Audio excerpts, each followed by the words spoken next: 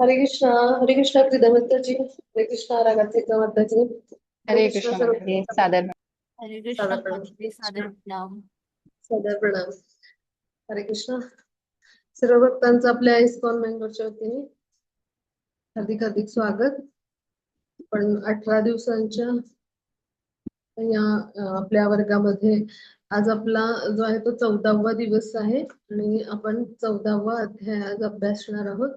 तर या आपल्या 14व्या अध्यायाच्या अभ्यासाची सुरुवात आपण जे ते मंगलाचरण गाऊया आणि गुरूंच्या चरणी प्रार्थना करून करूया. ओम नमो भगवते वासुदेवाय. ओम नमो भगवते वासुदेवाय. ओम नमो भगवते वासुदेवाय. ओम अज्ञानतिमिरान्धस्य ज्ञानाञ्जनशलाकया चक्षुरुन्मिलितं येन तस्मै श्रीगुरवे नमः.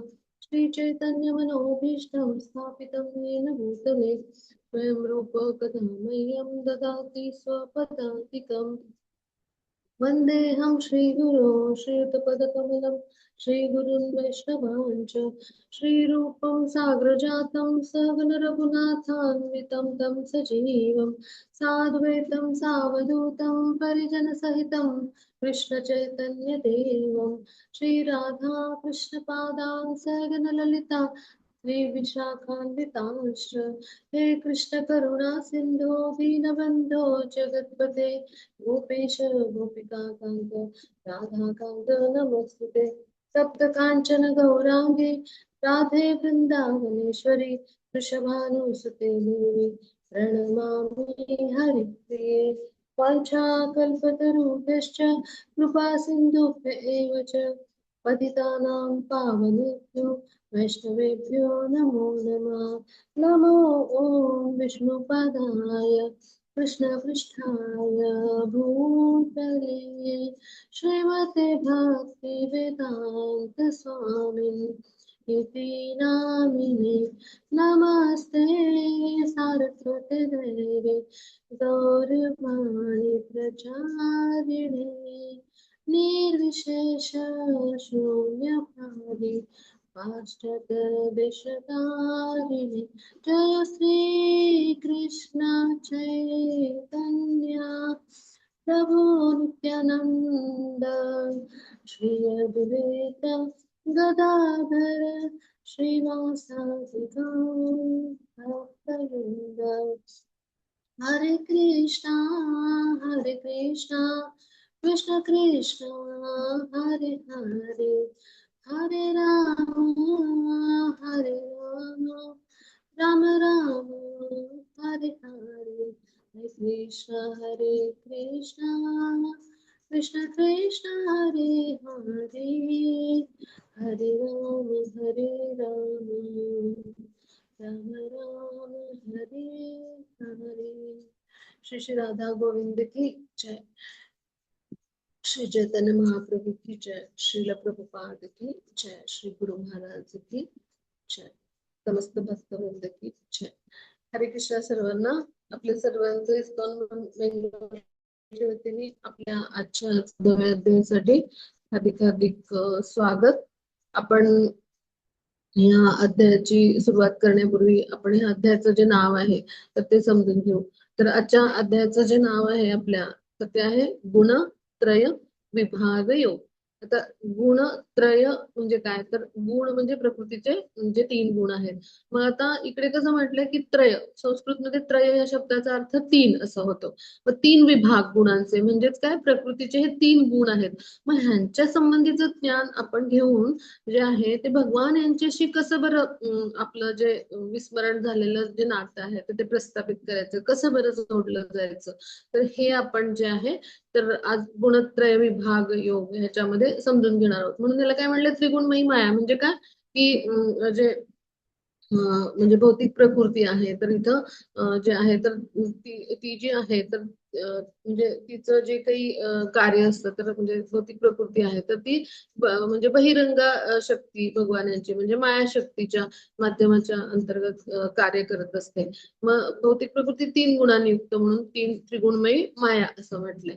इथे चित्रात पहा 3 गुण आहेत आणि ते तसे आपल्याला म्हणजे 3 गुणांच्या प्रभावाखाली आपण या माया शक्तीच्या प्रभावाखाली आपण असतो या भौतिक प्रकृतीमध्ये.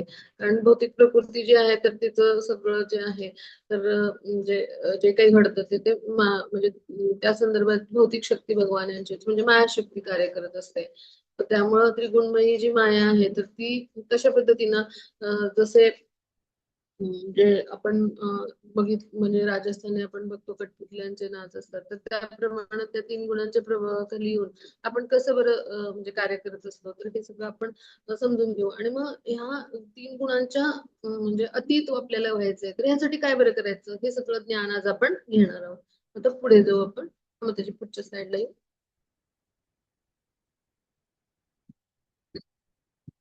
आपण श्री श्री राधा गोविंदांच्या चरणी प्रणाम अर्पण करूया त्यांच्या संतुष्टीसाठी आपण आपली सेवा समर्पित करू आणि आता पुढे जाऊ आपण श्रील प्रभुपाद यांच्या चरणी आपण वंदन करू कृतज्ञता व्यक्त करू आणि आपण पुढे जाऊ.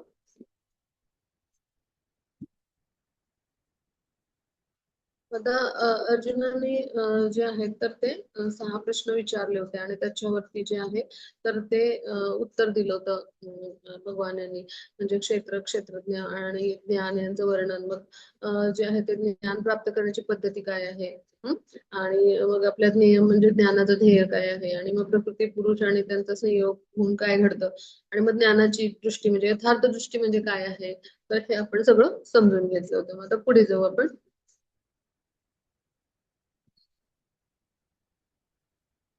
हा.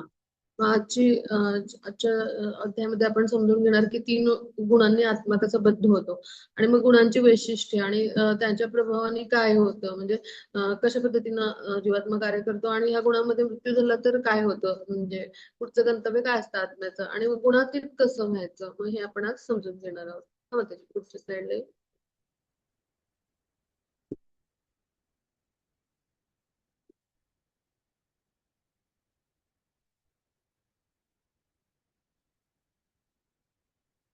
हा, मग त्याची पुढची स्लाइड घेऊ.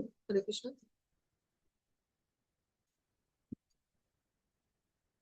हा, मग आता इकडे भगवान जे आहेत तर ते आपल्याला आता याबद्दल माहिती सांगतायत पहा. मग श्री भगवान जे आहेत तर ते काय म्हणतात ते आपण पाहणार आहोत म्हणजे श्री भगवान वाच असं म्हणजे पहिला श्लोक जो आहे तर भगवान जे आहेत तर ते जे आहे ते अर्जुनाशी आता बोलतात. मग श्री भगवान म्हणाले पुन्हा एकदा मी तुला सर्व ज्ञानातलं परम उत्तम ज्ञान सांगतो की ते जाणल्याने सर्व मुनींना परमसिद्धी प्राप्त झालेली आहे. मग इकडे आपण समजून घेऊ की 7व्या ते 12व्या अध्याय जो आहे तर तिथे आपण पूर्ण पुरुषोत्तम भगवान जे आहेत तर यांचं वर्णन ऐकलं. मग अर्जुनाला भगवान आता हे सगळं ज्ञान म्हणजे देत आहेत अधिक अधिक असं. मग आता म्हणजे काय की आपण भक्ती योगाबद्दल जाणून घेतलं. मग आता हे जे ज्ञान आहे आता आपण जे घेतो आहोत हे जर ज्ञान जे आहे तर हे आपण व्यवस्थित म्हणजे आपण अगदी काय म्हणू की अगदी विनम्र भावाने जर ग्रहण केलं तर निश्चितच काय होईल ह्या भौतिक जंजाळातून मुक्त होऊ असं हे ज्ञान आहे. हम्म. मग आता आज आपण जाणणार आहोत की भौतिक गुणांच्या संपर्कामुळं हा जीव जो आहे आपलं म्हणजे जीवात्मा जो आहे तो कसा बद्ध होतो. आणि मग आता हे गुण कसे कार्य करतात आणि मग आता ह्या गुणांच्या अतीत कसं जायचं म्हणजे ह्या गुणांच्या पलीकडे जाऊन आपण कसं म्हणजे वैकुंठामध्ये किंवा भगवत धामामध्ये स्थान मिळवायचं म्हणजे पूर्वीच्या काळी ऋषी मुनींनी हे सगळं ज्ञान घेतलं आणि सिद्धी प्राप्त केली आणि त्यावेळी वैकुंठात प्रवेश मिळाला म्हणजे सिद्धी प्राप्त केली म्हणजे काय की ही काय कर्म करण्याची महान कला जी आहे तर त्याद्वारे म्हणजे कर्म करून त्यांनी जे ते शुद्धी प्राप्त केली आणि शुद्धीद्वारे सिद्धी म्हणजे काय परमसिद्धी काय आहे तर भगवत धामाची प्राप्ती मग ते परमसिद्धी प्राप्त करण्याचं सगळं ज्ञान हे त्यांनी घेतलं आणि त्यानुसार कर्म केलं आणि म्हणून त्यांना सिद्धी प्राप्त झाली. मग भगवान आता तेच ज्ञान जे आहे तर ते अतिशय श्रेष्ठ आहे आणि हे जाणून अनेकांनी सिद्धी प्राप्त केली म्हणजे भगवत धामाची प्राप्ती केली. मग आता हे जे ज्ञान आहे ते आपण जाणून घेणार आहोत पहा. म्हणून भगवान काय म्हणतात की आज मी तुला सांगणार आहे ते परम उत्तम ज्ञान सांगतो म्हणजे परम उत्तम म्हणजे परम ज्ञान म्हणजे काय सर्वात गोपनीय ज्ञान आणि परम उत्तम म्हणजे सर्वात उत्तम म्हणजे परम उत्तम ज्ञान म्हणजे सर्वात उत्तम म्हणजे सर्वात चांगलं असं आपण ज्याला म्हणतो, उत्तम हा शब्द म्हणजे अत्यंत दी बेस्ट असं.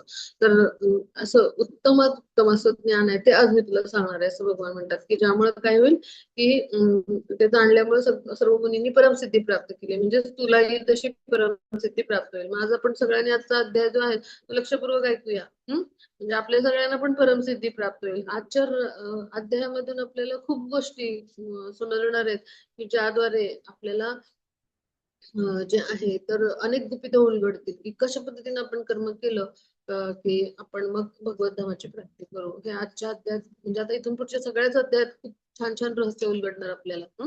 तर आपण समजून घेणार आहोत. मग इकडे चित्र पहा, नवयोगेंद्र जे आहेत तर हे जे आहेत ते भगवानांचे भक्त आहेत उच्च कोटीचे. तर त्यांनी अशाच पद्धतीने उच्च लोकांचे ते स्थान मिळालं, म्हणजे भागवतामध्ये ही कथा आहे. मग आता पुढे जाऊ आपण पुढच्या स्लाइड वर.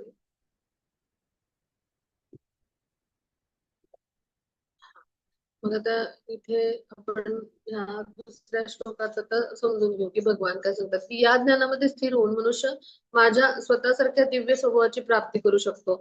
याप्रमाणे स्थिर झाल्यावर मनुष्य सृष्टीच्या वेळी जन्म घेत नाही किंवा प्रलयाच्या वेळी व्यथित होत नाही. म्हणजे काय की हे जे ज्ञान आहे भगवान यांच्या विषयीचं, तर हे ज्ञान घेतल्यामुळे काय की हे ज्ञान कसं आहे तर ते जेव्हा आपण घेतो तर ते ज्ञान घेतल्यामुळे त्याची परिणती कशी होते भगवान यांच्या आध्यात्मिक म्हणजे स्तरावर, म्हणजे आत्मस्तरावर आपण भक्तिमय प्रेममय सेवा करतो म्हणजे सेवेमध्ये. मग त्यामुळे काय होतं की भगवान यांच्यासारखं दिव्य स्वभाव म्हणजेच आपण हा भौतिक देह जो आहे तर ह्या भौतिक देहाद्वारे आपण 3 गुणांच्या बंधनामध्ये असतो. मग आपण भौतिक देह म्हणजे जो देह आहे तर इथे अशा पद्धतीनं भगवानांची भक्तिमय प्रेममय सेवा करून या 3 गुणांच्या पलीकडे जातो आणि आध्यात्मिक देहाची प्राप्ती करतो. आणि मग आध्यात्मिक असा जो देह आहे तर तो भगवान यांच्यासारखाच दिव्य देह आपल्याला प्राप्त होतो जेव्हा आपण गोलोक वृंदावनला जातो तेव्हा. इथे पहा आपण चित्रात पाहिलं तर लक्षात येईल. आणि मग अशा पद्धतीनं जो भगवत धामात गेलेला मनुष्य असतो तो सृष्टीच्या वेळी जन्मही घेत नाही किंवा प्रलयाच्या वेळी व्यथित, म्हणजे सृष्टीच्या वेळी जन्मच घेतला नाही तर प्रलयाच्या वेळी जीवात्मा आता नष्ट होणार म्हणून व्यथित होतात आणि गर्भोदकशाही विष्णूंच्या आश्रयाला जातात. तर असं काही त्याला व्हायची गरजही पडत नाही, कारण तो एकदा भगवत धामात गेला की पुन्हा परतून येत नाही. मग हे जे गोलोक वृंदावन आहे म्हणजे सर्वश्रेष्ठ वैकुंठ ते तिथे पहा चित्रात भगवान यांच्याप्रमाणेच दिव्य स्वभाव म्हणजे भगवान यांच्यासारखेच दिसणारे सगळे आहेत पहा. आणि राधाराणींच्या प्रमाणे दिसणारे सगळ्या म्हणजे जे आहेत ते माताजीच आहेत आणि ते सगळ्यांची दृष्टी कोणावर आहे भगवान यांच्यावर सगळ्यांचं प्रेम आहे आणि भगवान यांच्या सेवेमध्ये सगळे रममाण आहेत. मग अशा पद्धतीने भगवान यांच्यासारख्या दिव्य स्वभावाची आपल्याला जे आहे तर ती प्राप्ती होते. म्हणजे भगवान कसे सच्चिदानंद पूर्णतः आध्यात्मिक, तसे आपण पूर्णतः आध्यात्मिक देह प्राप्ती करून आपण भगवत धामाला जाऊ शकतो. बघा ह्या भौतिक देहाने आपण जाऊ नाही शकत.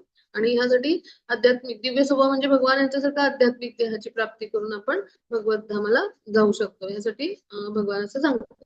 आता पुढे जाऊ आपण. पुढच्या स्लाइडला.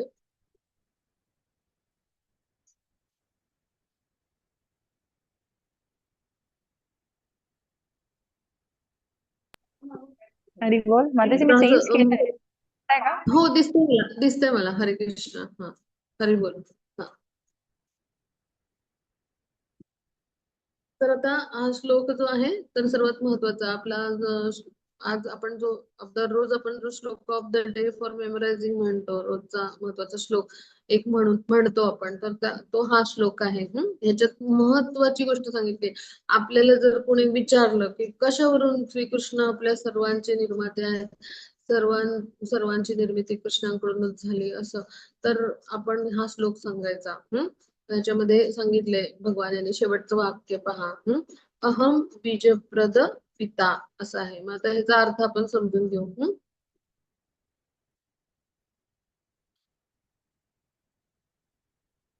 सर्वयोनिषु कौन्तेय मूर्तय सम्भवन्ति यः तासां ब्रह्म महद्योनिर अहम बीजप्रद पिता. तर भगवान काय म्हणतात की हे कोणते भौतिक प्रकृतीमध्ये जन्म घेऊन सर्व योनी प्रकट होत असतात आणि मी बीज प्रदान करणारा पिता आहे. म्हणजे भगवान जे आहेत ते आपल्या सगळ्या योनीतले जे सगळे जीव आहेत भौतिक प्रकृतीमध्ये जन्म त्या सगळ्यांना बीज प्रदान करणारे कोण आहेत? भगवान जे आहेत ते पिता आहेत. पहा, मग याच्यावरून आपल्याला लक्षात येईल म्हणजे काय की भगवान श्रीकृष्ण सर्व जीवांचे मूळ पिता आहेत. म्हणजे आपल्या सगळ्यांचे कोण पिता आहेत? तर भगवान. भगवान एकमेव पुरुष आहे. परमपुरुष, परमश्रेष्ठ. आणि भगवानच सगळ्यांना बीज जे आहेत ते निर्माण करतात. मग भौतिक प्रकृती कशी आहे? तर म्हणजे ते स्त्रीलिंगी आहे. म्हणजे आपण कोण झाले सगळे? तर भौतिक प्रकृतीपासून जन्म झाले. म्हणजे भौतिक प्रकृती आपल्याला शरीर देते, त्याच्यापासून निर्माण झालेले आहोत. म्हणून भगवान कसे आहेत? सर्वश्रेष्ठ असे परमपुरुष भगवान आहेत. आपले परमपिता कोण आहेत? भगवान. सगळ्या योनी त्यांच्या कृपेमुळे प्रकट होत असतात. म्हणून भगवान काय सांगतात? मी बीज प्रदान करणारा पिता आहे. म्हणजे भगवान आपल्याला निर्माण करत असतात. आपण सगळ्यांनी लक्षात ठेवूया. म्हणजे प्रत्येक योनीतले प्रत्येक जीव आहेत तर त्यांचं बीज जे आहे ते भगवान प्रदान करत असतात. तर हा भाग लक्षात ठेवूया. मग ह्याच्यावरून म्हणजे कुणीही आपल्याला विचारलं तर आपण सांगायचं की भगवान यांनी आपल्याला निर्माण केलंय. अशा पद्धतीने आपण सांगू शकतो. पहा, तर त्याचा हा म्हणजे त्याबद्दलचा हा संदर्भ देणारा हा श्लोक आहे.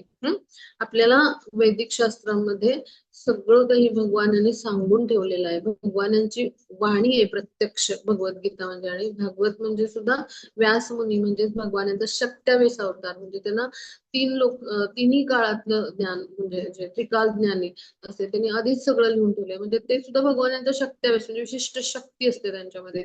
मग असे आणि आताचे जे व्यासमुनी आहेत ते म्हणजे स्वयं नारायण विष्णू आहेत. म्हणजे भगवान स्वतःच आहेत. म्हणजे 27 अवतार म्हणजे व्यास हे पद आहे तर त्या पदावर 27 अवतार भगवान यांचा म्हणजे असतो.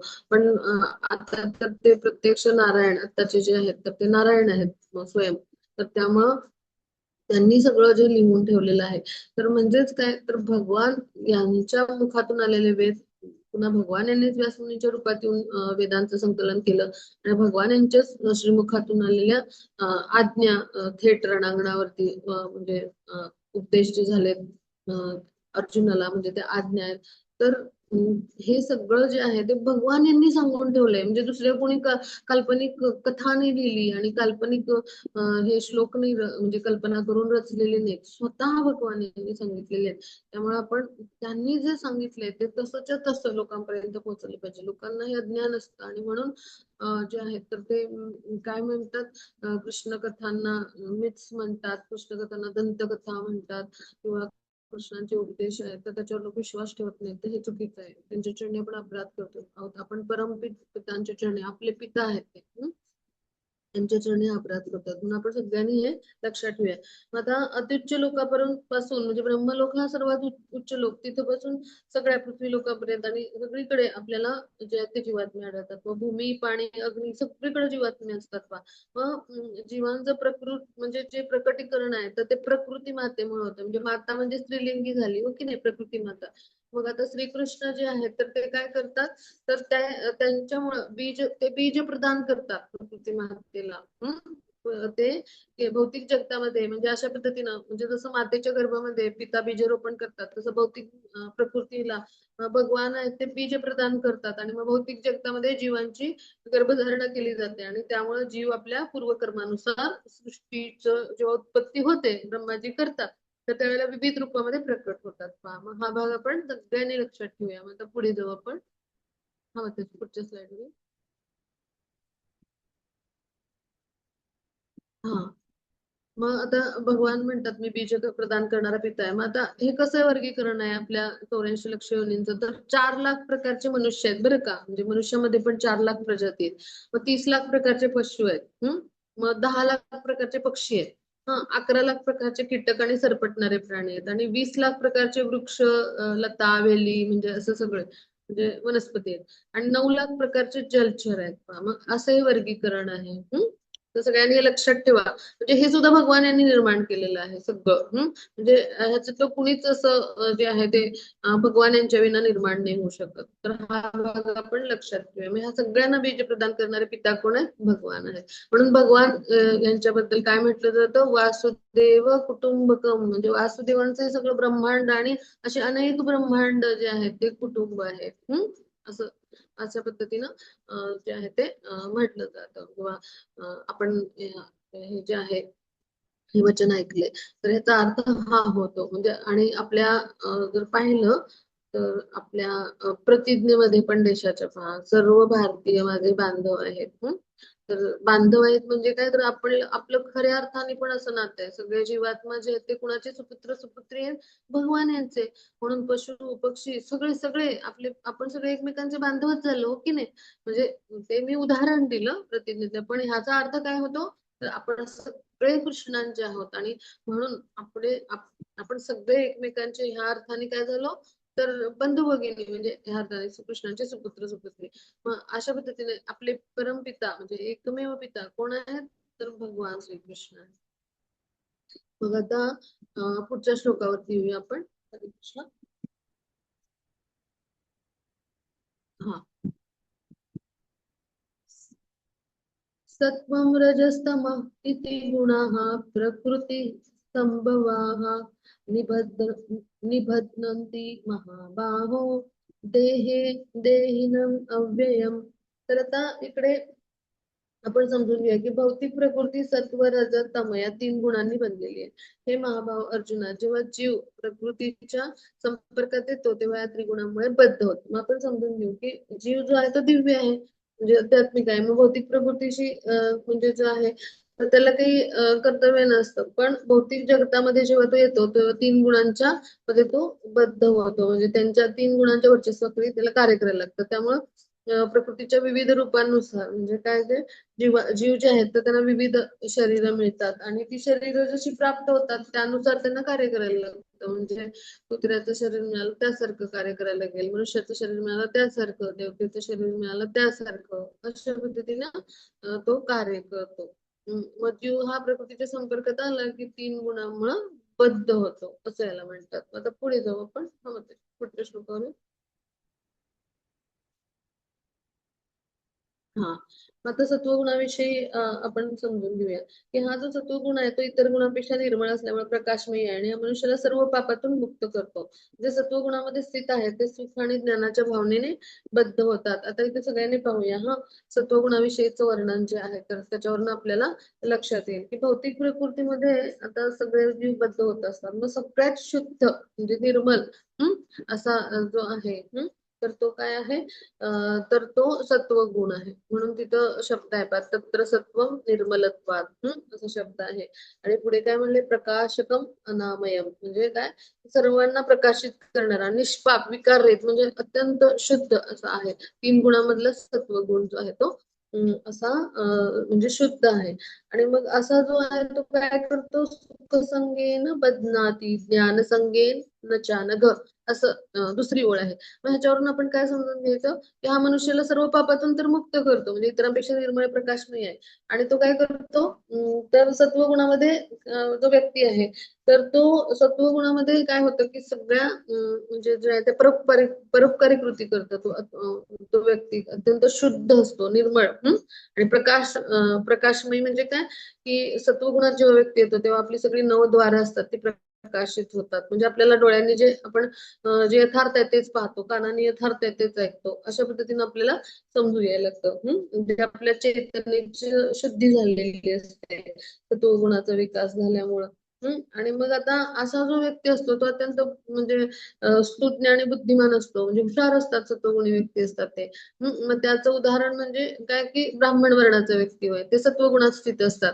मग असे जे व्यक्ती असतात ते पापकर्माच्या फळांपासून मुक्त असतात, म्हणजे पापाचा अभाव आणि भरपूर सारं सुख म्हणजे सत्वगुण. म्हणजे इथं म्हणजे वेदामध्ये वर्णन कसं केलंय, सत्वगुण म्हणजे अधिक ज्ञान आणि अधिक सुख, कारण तिथं काही पापकर्म नसतंच, पापाचा अभाव. मग इथं अडचण काय होते की सत्वगुणामध्ये स्थित झालेला मनुष्य जो असतो तर तो कसा विचार करतो, म्हणजे तो जीवात्मा असा विचार करतो की मलाच सर्वाधिक ज्ञान आहे आणि मग इतरांपेक्षा मी खूप श्रेष्ठ आहे. मग ह्या भावनेमुळे तो बद्ध होतो. म्हणजे सर्वाधिक ज्ञान आणि सर्वाधिक सुख कसं घातक असतं तर म्हणून तो बद्ध होतो पहा. आणि मग असे जे लोक असतात उच्च स्तरावरचे असे लोक असतात जे म्हणजे आपण क्रीम लेअर म्हणतो, म्हणजे वैज्ञानिक किंवा ती म्हणजे हुशार गुणवान व्यक्ती असे किंवा तत्वज्ञानी किंवा डॉक्टर्स असे मोठे मोठे संशोधक असे तत्ववेत्ते असे जे असतात तर हे सगळे जे आहेत तर हे सत्वगुणी असतात. मग त्यांना आपल्या ज्ञानाचा फार अभिमान असतो आणि त्यांचं राहणीमान कसं असतं, उच्च श्रेणीचं असतं आणि त्यामुळे भौतिक सुख भरपूर रेलचेल असते भौतिक सुखांची आणि त्यामुळं सुखाच्या भावनेमुळेच ते सत्वगुणामध्ये बद्ध होतात आणि त्यांना पुन्हा पुन्हा हे कर्म म्हणजे माझ्यासारखं सर्वश्रेष्ठ ज्ञान कुणाला नाही म्हणून ते पुन्हा पुन्हा असं कर्म करण्याचं आकर्षण राहतं आणि जोपर्यंत हे आकर्षण असतं त्यामुळे ते पुन्हा पुन्हा शरीर धारण करून हे पृथ्वी तलावर येतात आणि पुन्हा पुन्हा तत्ववेत्ता वैज्ञानिक असेच कोणीतरी मोठे बनतात. आणि म्हणून काय होतं परिणामी ते जन्ममृत्यूच्या चक्रात पुन्हा पुन्हा येत राहतात पहा म्हणजे अशा पद्धतीनं ते काय की हा म्हणजे हे जी त्यांची भावना आहे की अधिक ज्ञान आणि अधिक सुख तर त्यामुळे ते स्वतःला सर्वश्रेष्ठ समजून मग अशा पद्धतीनं मायेच्या मोहामध्ये ते अडकून पडतात. मग आता पुढे जाऊ. मग सत्वगुणी व्यक्तीचं कसं असतं तर सकाळी पहाटे जे ते लवकर उठणार ब्रह्ममुहूर्तावर सगळे सात्विक सुखी मग सुख म्हणजे सात्विक गोष्टी करणार मग घरी संकीर्तन करणार भक्ती करणार मग आपण जे आहात ते आता हे सगळं का शिकतोय तर आपल्या जेवढे सत्वगुणी कृती वाढतील तेवढे आपण शुद्ध सत्वगुणामध्ये जाऊ म्हणजे भगवान कसे आहेत शुद्ध सत्व आहे भगवान म्हणजे परमपवित्र विशुद्ध सत्व किंवा शुद्ध सत्व मग सत्वगुणातूनच आपल्याला शुद्ध सत्वगुणामध्ये जाता येतं म्हणजे अजून शुद्धतेकडे कारण 3 गुणांमध्ये सत्वगुण हा शुद्ध आहे पण त्याच्यामध्ये पण थोडस लौकिक मिश्रण असतंच ना कारण आपण 3 गुणांमध्ये जोपर्यंत आहोत तोपर्यंत आपल्याला आसक्ती असणारच म्हणून आपल्याला त्याही पलीकडे म्हणजे शुद्ध सत्वगुणात जायचं मग ह्यासाठी आधी आपल्याला सत्वगुणामध्ये यायला पाहिजे मग त्यासाठीचे प्रयत्न म्हणजे आपण हरिनाम घेणं म्हणजे जप करणं भगवानांना म्हणजे 16 माळा आपण जप करणं भगवानांना अर्पण केलेलं अन्नच म्हणजे प्रसाद म्हणून ग्रहण करणं 4 नियमक तत्वांचं पालन करणं मंदिरात जाणं मंदिर सेवा करणं भगवानांची म्हणजे जे काही आपण करू शकतो ते करणं भागवत आणि भागवताचं अध्ययन भगवद्गीतेचं अध्ययन वैष्णवांची सेवा पवित्र तीर्थस्थानांना निवास करणं मग अशा पद्धतीने भक्तांचा संग केला अर्चविग्रहांची सेवा केली तर त्याद्वारे आपली सत्वगुणाची वृद्धी होईल यासाठी सत्वगुणामध्ये आपण येणं आधी आवश्यक आहे आपण हे सगळे भक्तीचे प्रयास करतोय म्हणजे सत्वगुणी कृती आहे मग त्याच हळूहळू आपल्याला शुद्ध बनवत असतात आणि आपण शुद्ध सत्वगुणामध्ये हळूहळू जाऊ शकतो आता जो श्लोक आहे दुसरा तर हा समजून घेऊ हे कोणते असंख्य वासना आणि महत्वाकांक्षामुळे रजोगुण उत्पन्न होतो आणि यामुळे देहधारी जीव काम कर्मांशी बांधला जातो तर इथे आपण समजून घेऊ की रजोगुण जो आहे तर म्हणजे त्याचं लक्षण म्हणजे काय स्त्री पुरुषांच्या मधलं आकर्षण काम काम ही भावना मला रजोगुण म्हणताय मग रजोगुण म्हणजे काय की वासना इच्छा आकांक्षा असंख्य कधी न संपणाऱ्या इच्छा जे उपभोग घेण्याची वृत्ती तीव्र असते म्हणून इच्छा आणि आकांक्षा खूप असतात अधिक अधिक इंद्रिय तृप्ती करण्याच्या पाठी असतो म्हणजे रजोगुणी मनुष्याला कसं असतं की इंद्रिय तृप्ती त्याला अशी हवी असते की त्याला समाजात मान सन्मान प्रतिष्ठा हवी मग ती हवी असते मग त्याला आता पत्नी तर मग सुंदरच हवी पत्नी असेल तर मग मुलं सुद्धा छान प्रासादासारखंच हवं म्हणजे अशा सगळ्या गोष्टींची इच्छा असते म्हणजे हे सगळं रजोगुणामुळे घडतं म्हणजे न संपणाऱ्या इच्छा आणि सगळं काही बेस्ट चांगलंच हवं असतं त्याला मग त्यासाठी तो काय करतो अशा गोष्टींच्या पाठी लागलेला असतो ह्या सगळ्यात उत्तम उत्तम गोष्टी मिळवण्यासाठी तो दिवस रात्र कष्ट करतो बा मग त्यामुळे असा मनुष्य जो आहे तो त्या कर्मफळावर आसक्त असतो म्हणजे तो जो आहे तो कष्ट करून त्या बदल्यात म्हणजे हे सगळं त्याला म्हणजे मिळवायचं असतं आणि त्यामुळं अशा कर्मफळामुळे तो बद्ध होतो म्हणजे पत्नीला मुलाबाळांना समाजामध्ये मान प्रतिष्ठा राखण्यासाठी सर्वांना संतुष्ट ठेवण्यासाठी मग तो दिवस रात्र कष्ट करतो त्याला कर्म करावं लागतं म्हणून जे आहे तर तो काय करतो अशा पद्धतीनं म्हणजे कर्मफळांची आसक्ती ठेवून कार्य करतो म्हणून तो जो आहे तर तो कर्मामुळेच त्याच्या रजोगुणामध्ये बद्ध होतो पहा मग आताची संस्कृती कशी रजोगुणी संस्कृती आहे पण आपल्याला कसं असतं आपल्याकडे म्हणजे मारुती कार असेल तर आपल्याला वाटतं की मग इनोवा घ्यायला पाहिजे मग आपल्याकडे जर 1 BHK फ्लॅट असलं तर आपल्याला वाटतं मग 2 BHK घेऊ मग नंतर वाटतं 3 BHK घेऊ हो की नाही म्हणजे अशा पद्धतीने मग आपल्याला म्हणजे जो पगार असतो त्याच्यापेक्षा मग आता असं वाटतं की नाही आता ह्याच्यापेक्षा जरा जास्त मोठं पॅकेज मिळायला पाहिजे मग कंपनी बदलू म्हणजे असं म्हणजे प्रत्येक जण अशा पद्धतीने विचार करतो मग ही आताची आधुनिक संस्कृती रजोगुणी संस्कृती आहे पहा म्हणजे पूर्वीच्या काळी सत्वगुणी जी संस्कृती होती ती प्रगत मानली जायची का तर सत्वगुणी मनुष्यांना जर मोक्षाची संधी नसेल ते जन्ममृत्यूच्या चक्रात येत असतील अधिक सुख आणि अधिक ज्ञानामुळे बांधले जाऊन तर रजोगुणींना तर काही म्हणजे प्रश्नच नाही त्यांनी म्हणजे इकडे म्हणजे मोक्ष मिळवण्याचे म्हणजे काय की याच्यावरून आपण समजून घेऊया की रजोगुणामधल्या ज्या अति आकांक्षा असतात आणि ज्या न संपणाऱ्या वासना आणि ह्या तर त्या तमोगुणाकडे नेऊन पतन करू शकतात. आणि आताची संस्कृती कशी रजोगुणी म्हणजे आपला जन्मच रजोगुणात होतो, स्त्री आणि पुरुष आकर्षणातून आपला जन्म. मग त्यानंतर आपण रजोगुणातच असतो, कार्य करत असतो आणि मग ते त्यातही पुन्हा जे आहे तर अशा न संपणाऱ्या इच्छा आकांक्षामुळं आपलं कधी तमोगुणात पतन होईल सांगता येत नाही. मग पूर्वीची संस्कृती होती वैदिक ही सत्वगुणी लोकांची होती, म्हणजे तिथे सगळे भक्तिमार्गी होते, बुद्धिमान म्हणजे अशा पद्धतीनं असायचं. आणि त्यांना राजाकडून मानवी जीवनाचा जे उद्देश आहे भगवत धामाची प्राप्ती करणं तर ह्याच्यासाठी मार्गदर्शन मिळायचं. म्हणजे राजाचा राजा जो आहे तो सगळ्यांची काळजी घेणारा असायचा, सगळ्यांचा पिता म्हणून ना. म्हणजे मनुष्यामधला सम्राट म्हणजे राजा म्हणजे कोण आहे तर भगवान स्वतः त्यांचं रूप आहे पहा, आपण विभूती योगामध्ये पाहिले. मग अशा पद्धतीनं राजाचं कार्य असायचं. मग आता कसं बनलंय तर सगळेजण रजोगुणी म्हणलेत की आणि सगळ्यांना वाटतं ही फार प्रगत अवस्था आहे, पण ही प्रगत अवस्था नाहीये, ही आपल्याला अधोगतीकडे नेणार आहे. इथं चित्रात पहा. तर त्याला भरपूर जे आहे ते धनाचे जे आहे ते इच्छा असते आणि त्याला तो कार्य करत असतो. आता पुढे जाऊ आपण. मग असा रजोगुणी व्यक्ती असतो तो कसा उठणार, पहाटे लवकर उठणार, पण कशासाठी सकाळी लवकर उठणार आणि तो आरोग्य चांगलं राहण्यासाठी व्यायाम करणार, मग तो जॉगिंगला जाणार, मग फिरायला जाणार आणि स्वतःची फिगर मेंटेन ठेवणार, स्वतःचं व्यक्तिमत्व एकदम इम्प्रेसिव्ह व्हायला पाहिजे ना. तर त्याला जे आहे तर काम करता येईल चांगलं. आणि त्याद्वारे त्याला म्हणजे स्वतःची सगळ्यांवर छाप पाडता येईल. मग यासाठी रजोगुणी व्यक्ती अशा पद्धतीने कार्य करतो. मग रात्री उशिरापर्यंत तो कार्य करत राहणार, मग सगळं काम संपून झोपणार. मग ह्याला म्हणायचं रजोगुणी व्यक्ती जो आहे तो म्हणजे त्याचं कर्म. मग ते अशा कर्मामध्ये म्हणजे सकाम इच्छेमध्ये किंवा सकाम कर्माच्या इच्छेने तो बांधला जातो त्या कर्मामध्ये. आता आपण ह्या पुढच्या श्लोकावर येऊ.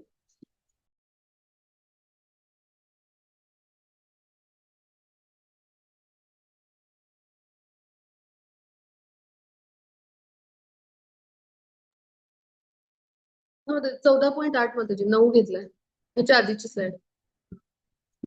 हा हा ही बरोबर आहे. मग आता इकडे जे आहे ते भगवान सांगतात हे भारत अज्ञानापासून उत्पन्न झालेला तमोगुण हा सर्व देहाधारी जीवनचा मोह असल्याचे जाण. प्रमाद, आळस आणि निद्रा हे तमोगुणाचे परिणाम आहेत, हे बद्ध जीवाला बंधनकारक ठरतात. आता आपण समजून घेऊ की तमोगुणी जो व्यक्ती असतो तो कसा असतो तर म्हणजे त्याच्या सगळ्या कृती अज्ञानापासून म्हणजे तमोगुण म्हणजे काय की अज्ञान सगळं आणि त्यापासून उत्पन्न होणाऱ्या कृती. मग अशा कृती की ज्याला म्हणजे म्हणजे कसं सत्वगुणी व्यक्ती सारासार विचार तरी करू शकतो, तमोगुणाच्या विरुद्ध आहे. म्हणजे तमोगुणी मनुष्य असतो तर त्याला तथ्य काही जाणताच येत नाही, म्हणजे त्यामुळे तो न स्वतःच्या कल्याणाच्या गोष्टी करतो ना इतरांच्या. अशा पद्धतीनं म्हणजे त्याला सत्य म्हणजे काही समजतच नसतं. म्हणजे तमोगुणाच्या प्रभावामुळे काय होतं वस्तूची यथार्थता यथार्थता म्हणजे सत्यता वास्तव समजत नाही आणि त्यामुळे तो काय करतो की अशा कृती करतो की ज्याचा स्वतःला पण उपयोग नाही आणि समाजाला पण उपयोग नाही, म्हणजे सगळ्या मूर्खपणाच्या कृती म्हणजे तमोगुण.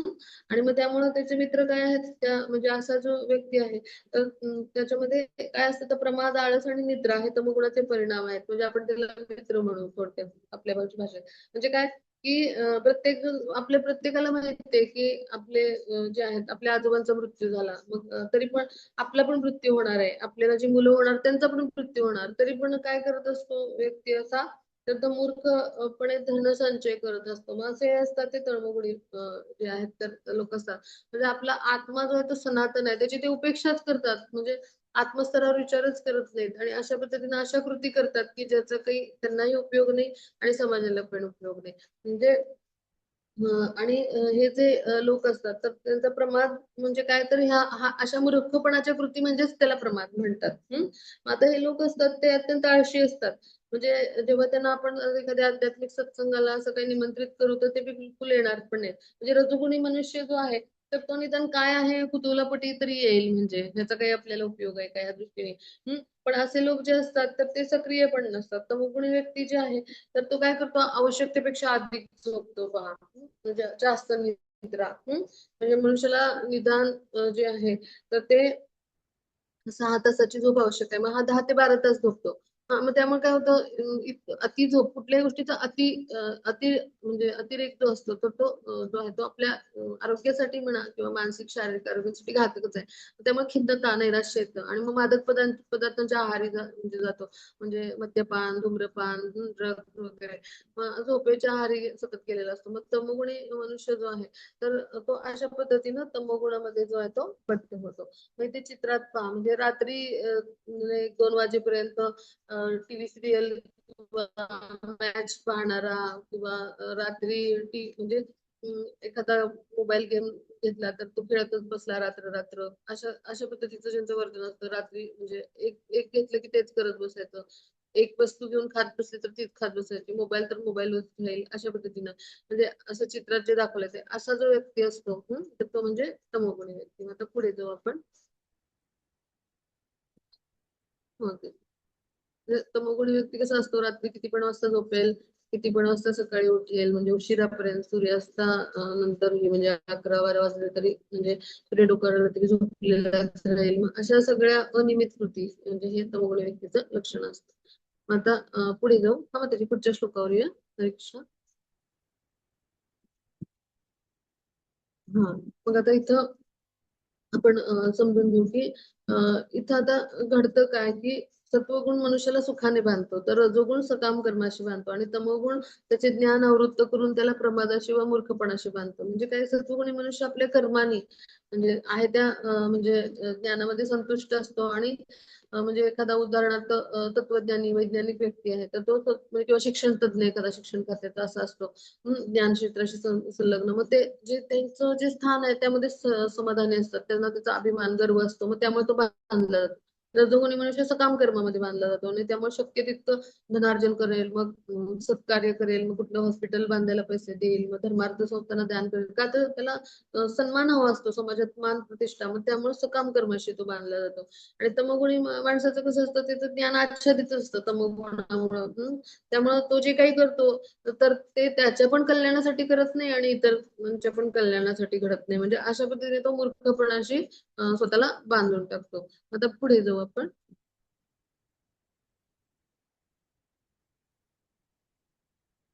हा, मग आता भगवान काय सांगतात, हे भारता कधी कधी रजोगुण तमोगुण यांचा पाडाव करून सत्वगुण प्रमुख होतो. पण कधी कधी रजोगुण सत्व आणि तम यांचा पाडाव करतो आणि इतर वेळी तमोगुण सत्व आणि रज यांचा पाडाव करतो. याप्रमाणे वर्चस्वासाठी निरंतर स्पर्धा होते. म्हणजे काय की आता हे गुणांचं दिवसभरात जर आपण पाहिलं तर सकाळी साधारण जो आहे पहाटेच्या वेळी म्हणजे ब्राह्ममुहूर्त जो सुरू होतो तो सत्वगुणाचा काळ आहे. मग दुपारचा जो काळ आहे ना तर तो जो आहे म्हणजे तर तो आहे तो रजोगुणाचा काळ आहे. आणि संध्याकाळचा जो म्हणजे सूर्यास्तानंतर तो तमोगुणाचा काळ आहे. म्हणजे अशा विविध गुणानुसार जे आहे ते आपल्यामध्ये बदलाव घडत असतात. मग काय होतं की कधी कधी रजोगुण जो आहे तो तमोगुण आणि सत्वगुण ह्यांच्यापेक्षा प्रभावी ठरतो. त्यांचा पाडाव करतो म्हणजे रजोगुणाचं प्रमाण वाढतं. मग त्यामुळे रजोगुणामध्ये व्यक्ती असतो तो म्हणजे रजोगुण प्रमुख असतो. मग कधी कधी काय होतं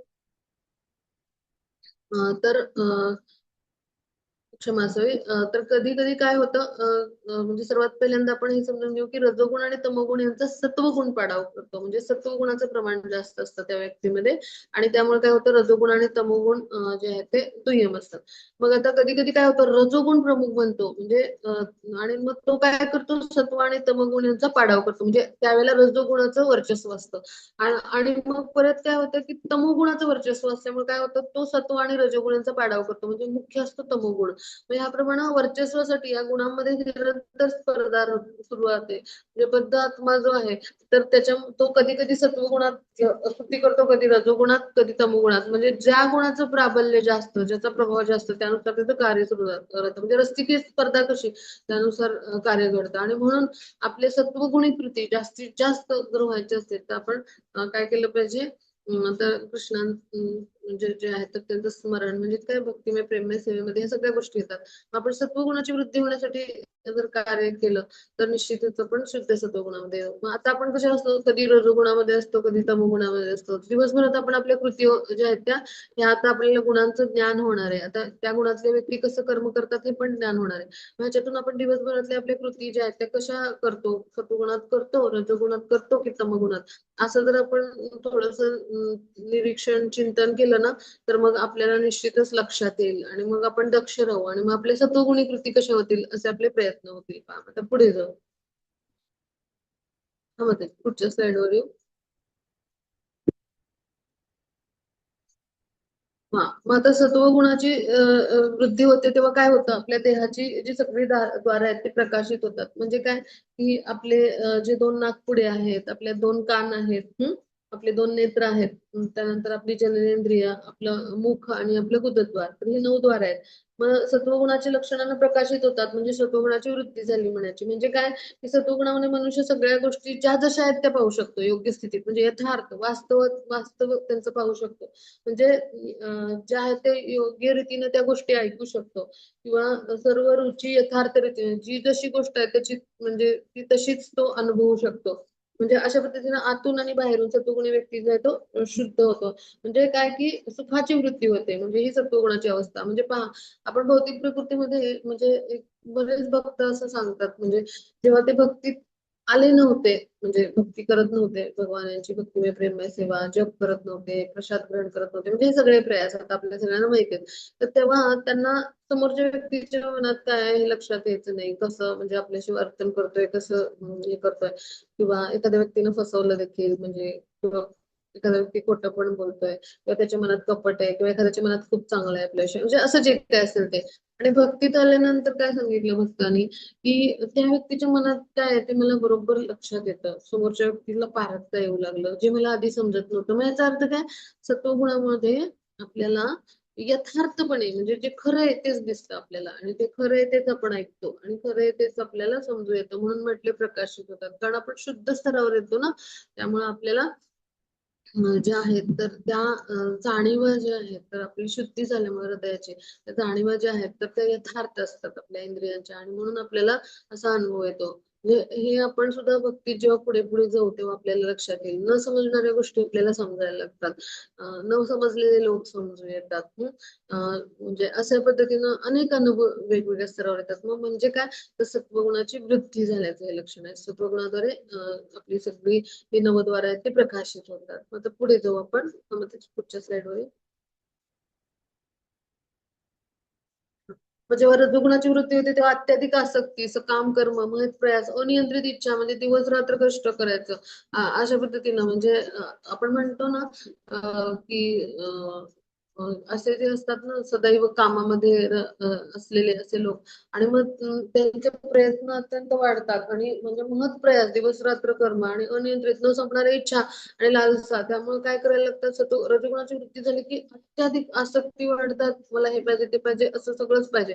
ते चित्रात ऑक्टोपस सारखं म्हणजे लॅपटॉपवर काम करतोय एकीकडे घड्याळाच्या काट्यावर धावतोय एकीकडे म्हणजे एखाद्या वेळी एक लोक असं करतात पहा 2-2 नोकऱ्या करतात मग एकीकडे व्यवसाय करतात एकीकडे दुकान थाटले. मग अशा पद्धतीनं मग घरामध्ये पण सगळ्या वस्तूंची रेलचेल मला लॅपटॉप असेल तर पीसी हवाय पीसी हवाय तर मग टॅब हवाय टॅब असेल तर आयपॉड हवाय असं सगळं म्हणजे अशी उदाहरणं आपण घेऊ. तर अशा पद्धतीनं म्हणजे त्याचं जीवन जे आहे ते घड्याळाच्या काट्यावर धावणारं बनतं. म्हणजे ही कशामुळं तर रजोगुणामध्ये वृद्धी झाली की अत्यंत अधिक लालसा न संपणारी इच्छा त्यामुळे अधिक आसक्ती त्यामुळे महत् प्रयास आणि त्यामुळे अनियंत्रित इच्छा आणि त्याच्या जे इच्छांना काही अंतच नसतो. म्हणजे असा जो असतो तो रजोगुणी व्यक्ती आणि मग त्यामुळे त्याला काय वाटतं आता राहण्याकरता निवासस्थान असेल तर त्याला वाटतं राजवाड्यासारखं प्रासादासारखं अजून घर पाहिजे. मग तशी प्रयत्नांची पराकाष्ठा करतो तो. त्यासाठी दिवस रात्र कष्ट करतो. जणू काही त्या घरामध्ये तो कायमच राहणार आहे. आपला तर मृत्यू होणार आहे. आणि मग अशा पद्धतीने संचय करतो. म्हणजे पहा लोकांचे वॉर्डरोब असतात ते ओसंडून वाहत असतात कपड्यांनी. जणू काही आपण अनेक जन्म इकडेच राहणार आहे. पण मरणारच नाही होत असं वाटतं. म्हणजे हे जे आहे तर ही म्हणजे इंद्रिय इंद्रियांची इच्छा आसक्ती असते. त्यामुळं म्हणजे इंद्रिय तृप्तीला अंतच नसतो. मग आपल्या कुटुंबासोबत घरात राहून निरंतर इंद्रिय तृप्ती सुखाचा भोग करायची त्याची इच्छा असते. त्याचा शेवटच कधी होत नाही. मग असा असतो तो रजोगुणी व्यक्ती. आता पुढे जाऊ. पुढच्या स्लाइडवर येऊ.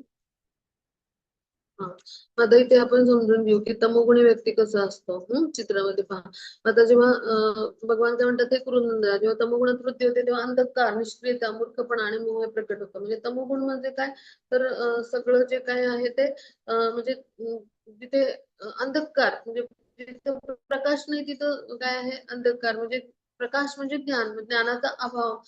तमोगुणी मनुष्य जो आहे तर तो काही शास्त्राच्या विधिविधानानुसार कर्म करत नाही, आपल्या विकृत इच्छेनुसार म्हणाले ते कर्म, मग असं कर्म व्यर्थच कर्म असतं.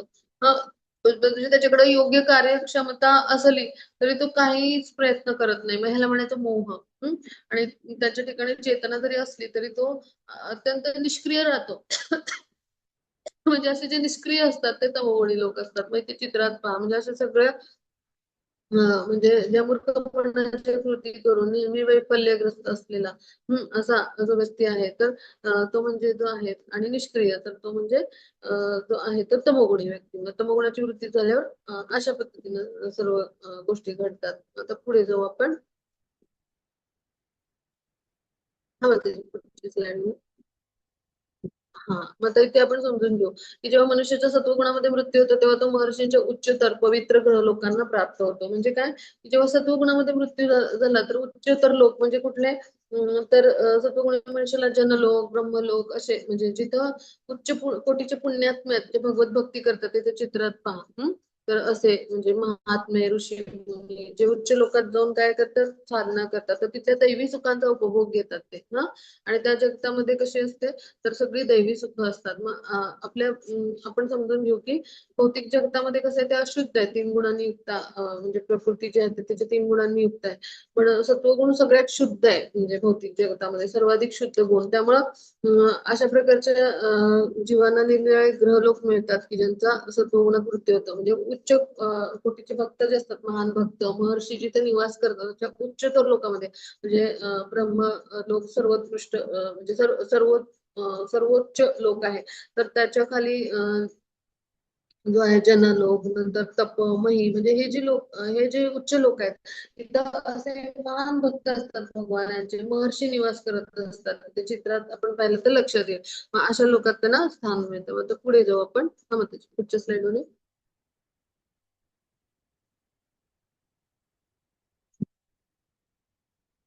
हा, जेव्हा मनुष्याचा रजोगुणामध्ये मृत्यू होतो तेव्हा सकाम कर्मामध्ये संलग्न झालेल्या मनुष्यात जन्म घेतो आणि जेव्हा तमोगुणात मृत्यू होतो तेव्हा तो पशुयोनीमध्ये जन्म घेतो. म्हणजे काय, रजोगुणात मृत्यू झाला की तो सकाम कर्मामध्ये बांधला जातो, म्हणजे मनुष्ययोनीतच तो म्हणजे जो आहे तर पुन्हा जन्म घेतो पहा. आणि जेव्हा तमोगुणामध्ये जे आहे तर मृत्यू होतो तर तेव्हा काय होतं तर तो त्यांना पशु म्हणजे निम्न योनी, यांना पशुयोनी म्हणजे निम्न योनी म्हणजे मनुष्यापेक्षा खालच्या स्तरावरची योनी निम्न योनी म्हणतात.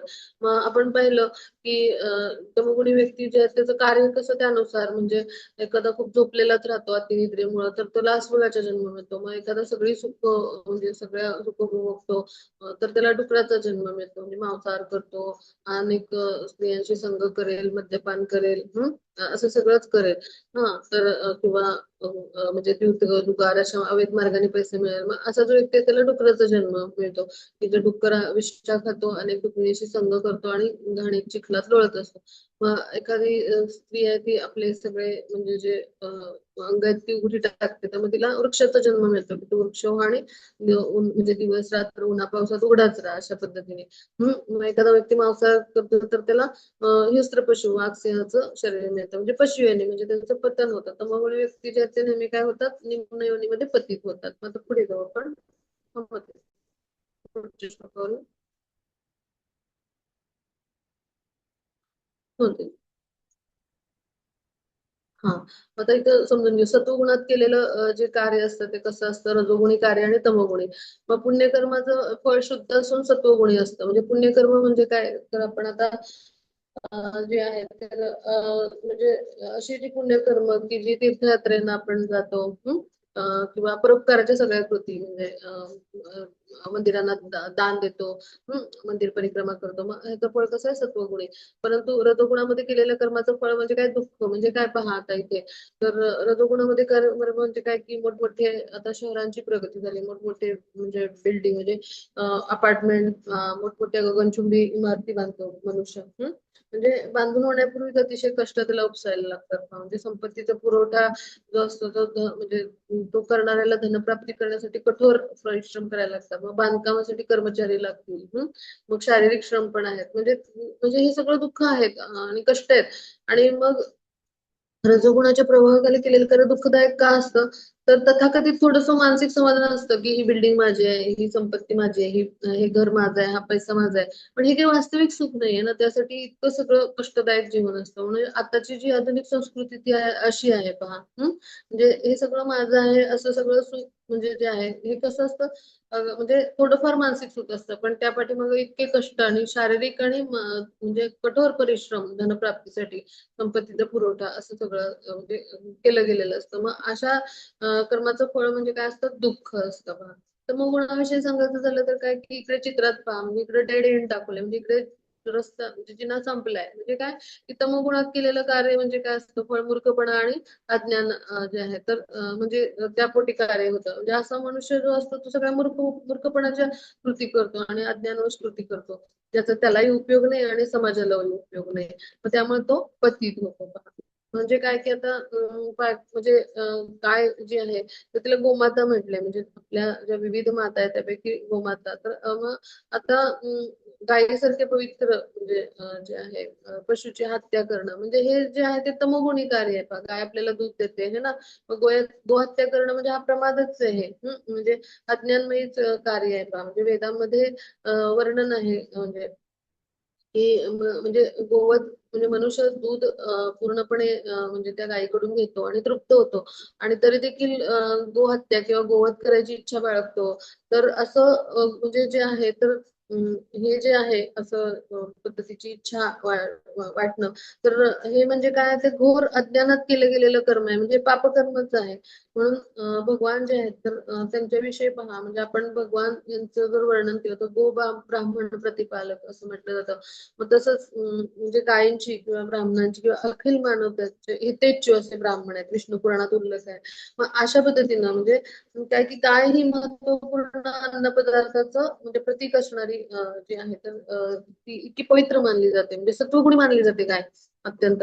मग अशा पद्धतीनं म्हणजे जर गोहत्या जर केली किंवा गोहत्येला म्हणजे जर प्रोत्साहन दिलं तर असा मानवी समाज जो आहे तर किंवा असे गोहत्या होत असतील तर असा मानवी समाज जो आहे तो आपल्याला तमोगुणाकडे नेणार आहे. म्हणजे स्वतःच्याच म्हणजे आपण काय करत असतो, अधोगतीला कारण ठरत असतो. म्हणजे चुकीच्या दिशेने आपण प्रगती करत आहोत, स्वतःच्या विनाशाचाच मार्ग आपण मोकळा करत आहोत एक प्रकारे. म्हणजे अशी संस्कृती की जी आपल्या नागरिकांना देशातल्या पुढील जन्मी पशु व्हायला प्रोत्साहन देते, ही संस्कृती आपण कशी काय चांगली म्हणू शकतो आणि ही कशी काय प्रगती केली आपण म्हणू शकतो की नाही, ही चिंतन करण्यासारखी गोष्ट आहे. म्हणजे ही काही मानवी संस्कृती आहे का? मानवी संस्कृती काय आहे, वैदिक संस्कृती काय आहे, भगवान यांचा आपल्याला उपदेश काय आहेत, तर आपण जे आहे ते सत्वगुणी प्रजा असणं म्हणजे ती शुद्ध सत्वगुणामध्ये जाईल अशी असणं म्हणजे जे आहे तर ते उच्च कोटीचं मानलं जायचं. आताची आधुनिक संस्कृती जी आहे ती रजोगुण आणि तमोगुणामध्ये आहे आणि ती आपली दिशाभूल करते. म्हणजे काय की आपल्याला वाटतं की आपली भौतिक इंद्रियांची सुख आहेत ते वाढवण्यासाठी संशोधन झालं. मग एकापेक्षा एक इच्छा आपल्या इंद्रिय तृप्ती पूर्ण करण्यासाठी केली गेलेली संशोधनं आहेत. म्हणजे पूर्वी ब्लॅक अँड व्हाईट टीव्ही होता, मग नंतर रंगीत आला, मग कलर आला, मग फ्लॅट स्क्रीनचा आला. मग अशा पद्धतीने म्हणजे काय की ही आपली सुख वाढवतोय आपण फक्त, आणि हिला प्रगती म्हणतोय. ही प्रगती आपली दिशाभूल करणारी आहे, ही भयदायक प्रगती आहे. म्हणजे मानवतेला आपण वाचवण्यासाठी काय केलं पाहिजे, तर कृष्ण भावनामृताचा आपण स्वीकार केला पाहिजे. त्यामुळे आपल्या सत्वगुणात वृद्धी होईल, आणि सत्वगुणात वृद्धी झाली तर आपल्याला यथार्थतेनं सगळ्या गोष्टी आहेत त्या पाहता येतील पहा. अन्यथा काय होईल, तर रजोगुणी तमोगुण जे आहे तर त्याची वृद्धीमुळं आपण चुकीच्या दिशेने म्हणजे जात आहोत आणि आपण स्वतःच्या विनाशाचा मार्ग खरं तर मोकळा करतो आहोत. मग ह्या विषयावर आपण चिंतन करणं आवश्यक आहे. आता पुढे जाऊ आपण. पुढच्या स्लाइडवर. हा, सत्वगुणापासून वास्तविक ज्ञान उत्पन्न होते, रजोगुणापासून लोभ उत्पन्न होतो आणि तमोगुणापासून प्रमाद, मोह आणि अज्ञान उत्पन्न होतं. मग आता आपण समजून घेऊ की सत्वगुणी जो आहे तर त्याच्यापासून आपल्याला ज्ञान मिळतं. म्हणजे काय की आधुनिक संस्कृती जी आहे ती आपल्यासाठी काही फारशी हितकारक नाहीये. आणि मग कृष्ण भावनामृताचा विधी यासाठी आपल्यासाठी आवश्यक आहे. म्हणजे कृष्ण भावनेद्वारे आपण समाजामध्ये काय करू शकू, सत्वगुणाचा विकास होईल. सत्वगुणाचा विकास झाला तर आपण शुद्ध सत्वगुणामध्ये येऊ. जेव्हा सत्वगुणाचा विकास होईल तेव्हा आपण वस्तूंना प्रत्येक गोष्टीला यथार्थतेनं पाहू शकू. म्हणजे नाहीतर आपलं काय होईल, तमोगुणी लोकांचं जीवन पशुवतच असतं आणि त्यामुळे ते यथार्थ गोष्टी म्हणजे वस्तूंना पाहू नाही शकत. मग आता तमोगुणाच्या प्रभावामुळं प्राण्याची हत्या केली तर पुढील जन्मी आपण त्याच पशुकडून मारले जाऊ, हा कर्मफल सिद्धांत आहे. हे त्यांना जाणता नाही येणार. म्हणजे काय, ते वास्तविक ज्ञान नसतं, अज्ञान असतं, त्यामुळे ते स्वैराचारी असतात. मग कसा विकास होईल पहा. आणि सत्वगुणाच्या लोकांकडून जर त्यांना आपण ज्ञान दिलं तर ते विवेकी बनतील. त्यांच्यामध्ये सत्वगुण जे आहे तर त्याची वृद्धी होईल हळूहळू, है ना. आणि रजोगुणी लोकांचं प्रमाण वाढलं तर काय होईल, ते रजोगुणी लोक लोभी असतात, न संपणाऱ्या इच्छा आकांक्षा, त्यासाठी ते इंद्रिय तृप्तीची कितीही साधनं असतील, त्यांच्याकडे पुरेसं धन असेल तरी ते त्यांचा लोभ जो आहे तर त्यामुळे काय होईल, की त्यांना कधी मनशांतीच मिळणार नाही. आणि त्यांना कधी सुखही मिळत नाही. मग अशा रजोगुणी माणसांची जर संख्या वाढली, रजोगुणाची वृद्धी झाली तर काय होतं, मनशांती आणि सुखप्राप्तीची शक्यताच नसते. म्हणून अशी रजोगुणी किंवा तमोगुणी संस्कृती म्हणजे असे जर लोक असतील तर तिथे जे आहे ते सत्वगुणी लोकांचं जर प्रमाण वाढलं आणि सत्वगुणी म्हणजे आहे तो कृष्ण भावनेमुळे काय होतो, तर जो आहे तर सत्वगुणाची वृद्धी होते कृष्ण भावनेच्या आचरणामुळे. मग सत्वगुणाची जर वृद्धी झाली तर श्रील प्रभुपाद सांगतात की आपल्या संपूर्ण विश्वाच्या 2% लोक जर सत्वगुणी असतील, कृष्ण भावना भावित असतील, तर संपूर्ण विश्वामध्ये जे आहे ते सुख, समाधान, शांती होऊ शकतं. अन्यथा रजोगुणी मनुष्य मानसिकदृष्ट्या दुःखीच राहील. तमोगुणी मनुष्य जो आहे तो काय करेल, पशुवत कार्य करेल. आणि रजोगुणी मनुष्य आपली प्रतिष्ठा राखायला, धन मिळवायला अनेक युक्त्या योजेल, अनेक योजना बनवतो. मग साम दाम दंडभेद सगळ्या स्तरावर. मग त्यामुळं काय होईल, तर सगळं जीवन कष्टदायक बनवून टाकेल. तमोगुणी लोक तर मूर्खच बनतात. मग अशा परिस्थितीत त्यांनी नशा व्यसनांचा आश्रय घेतात आणि ते पतित होतात. म्हणजे इतकं त्यांचा भविष्यकाळ अंधकारमय असतो. म्हणून आपल्या जगामध्ये तर शांती, विश्वामध्ये खऱ्या अर्थाने शांती आणि सुख, समाधान असं जर येणं आवश्यक असेल, असं जर नांदावं यासाठी प्रयत्न करायचे असतील तर आपल्याला सत्वगुणी समाज जो आहे, म्हणजे अशा सत्वगुणी लोकांचा समाज निर्माण करणं आवश्यक आहे. आणि ह्यासाठी कृष्ण भावनामृताचं आचरण जे आहे ते आवश्यक आहे. तर आपण खऱ्या अर्थाने सुख, समाधान, शांती जे आहे ते आपल्याला मिळू शकेल. आताची संस्कृती जी आहे तर ती शस्त्रास्त्रांच्या निर्मितीला, अणुबॉम्बच्या निर्मितीला चालना देणारी आहे. एखादा अणुबॉम्ब टाकून किंवा युद्धामध्ये शस्त्रास्त्रांचा आधुनिक वापर करून जगामध्ये सुख, शांती, समाधान येऊ शकेल का, आपण याच्यावर चिंतन करूया. पुढच्या अध्यायात आपण ते पाहणार आहोत. तर पुढे जाऊ आपण पुढच्या श्लोकावर येऊया. हा, मग आता इथं आपण समजून घेऊ. ऊर्ध्वं गच्छन्ति सत्त्वस्थां मध्ये तिष्ठन्ति राजसाः जघन्य गुणवृत्तिस्था अधो गच्छन्ति तामसाः. सत्वगुणी मनुष्य क्रमशः ऊर्ध्वगतीने उच्चतर लोकांमध्ये जातात. रजोगुणी मनुष्य पृथ्वी लोकावर वास करतात आणि निंद्य तमगुणी मनुष्यांचं नरक लोकी अधपतन होतं. म्हणजे काय, की आता आपण पाहिलं की सत्वगुणी मनुष्य असतात ते उच्च लोकांमध्ये म्हणजे ब्रह्मलोक, जन, तप, मही असे उच्च लोक जे आहेत तिकडे जातात. मग आता रजोगुणी लोक जे आहेत ते मिश्रण असतात, ते सत्वगुण आणि तमोगुण यांच्या मध्यभागी, म्हणजे ते सदैव शुद्ध नसतात. रजोगुणातून ते तमोगुणी पण घडू शकतात. मग पृथ्वीवर एखादा राजा, धनवान व्यक्ती म्हणून ते मिश्रणामुळे म्हणजे जे आहे तर एखाद्या अधोगती पण होते. म्हणजे एकतर मनुष्य म्हणून व्रत राहतात किंवा एखादा धनवान किंवा एखादा राजा म्हणून जन्म घेतात किंवा ते अधोगतीला पण जाऊ शकतात. म्हणजे तमगुणामध्ये जे आहे तर त्यांची अधोगती होते. म्हणजे रजोगुणी मनुष्य पुढील जन्मात वेडा सुद्धा बनू शकतो. म्हणजे न संपणारी इच्छा आकांक्षा, त्यामुळे ते जे संस्कार होतात चित्तावर त्यामुळे ते भ्रमिष्ट वेडे होतात.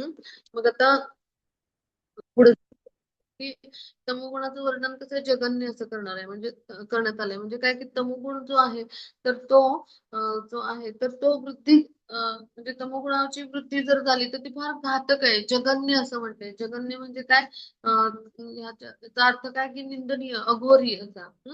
तमोगुणाच्या विकासामुळे काय होतं, आपण जे आहे ते अधम योनी म्हणजे निम्न योनी म्हणजे खालच्या योनीमध्ये म्हणजे पशुवत म्हणजे पशु योनीमध्ये आपल्याला स्थान मिळतं. तामस म्हणजे काय, की असं अंधकारमय जीवन, भविष्य अंधकारमय. मग असे जे व्यक्ती असतात ते तमोगुणी. मग आता म्हणजे आपण समजून घेऊया की तमोगुणी आणि रजोगुणी आहेत व्यक्ती, यांना सुद्धा सत्वगुणामध्ये उन्नत होण्याची संधी आहे. आणि संधी म्हणजे काय, तर कृष्ण भावनामृताचं आचरण. म्हणजे जो कोणी या संधीचा लाभ घेईल तो तमोगुणातून रजोगुणातून सत्वगुणात जाईल किंवा जो रजोगुणात आहे तो सत्वगुणात जाईल. आणि म्हणून जो आहे तर तो आपली उन्नती करून घेऊ शकतो. कुठल्याही गुणात असू शकते पण सत्वगुणामध्ये येऊ शकतो. आणि यासाठी कृष्ण भावनामृताचं आचरण करणं आपण आवश्यक आहे. मग इथे चित्रामध्ये पहा आहेत वेगवेगळे जे लोक आहेत तर ते इथे दिलेत पहा. म्हणजे हा पृथ्वी लोक आहे तो आपला मध्यभागी आहे, त्याच्यावरती 7 लोक आणि खाली 7 लोक आहेत. मग भूलोक म्हणतात, मग भुवर लोक आहेत. तिथं म्हणजे राक्षस आणि हे सगळे भूत वगैरे राहतात. मग त्यांच्यावरती स्वर्ग लोक, तिकडे देव देवता राहतात. मग लोक म्हणजे महान आत्मे असे सगळे जनलोक, म्हणजे तिकडे जे सप्तर्षी वगैरे राहतात. मग तपलोक म्हणजे तपस्वी महर्षी राहतात. सत्यलोक म्हणजे ब्रह्माजींचे लोक, तिथे असे शुद्ध आत्मे राहतात. मग नरकामध्ये म्हणजे जो पाताळ जो आहे, तर तो जो आहे तर अतल वितल सुतल तलातल महातल रसातल पाताळ, मग त्याच्या खाली नरक लोक आहे. मग अशा पद्धतीने जे आहे तर ते म्हणजे लोक आहेत. आणि इकडे आपल्या गुणांनुसार जे आहेत ते जे अं, जे जीवात्मे आहेत ते आपल्या विविध गुणांनुसार उच्च लोकांमध्ये, सत्वगुणी जे असतात ते उच्च लोकांमध्ये जातात. म्हणजे मह जन तप अशा म्हणजे सत्य लोकांपर्यंत ब्रह्मलोक म्हणतात. आणि जे रजोगुणी आहेत ते पृथ्वी लोकावर येतात अशा पद्धतीने. आणि तमोगुणी लोक आहेत ते पशु योनीला जातात. मग पुढे जाऊ आपण. पुढच्या स्लाइड वर येऊ.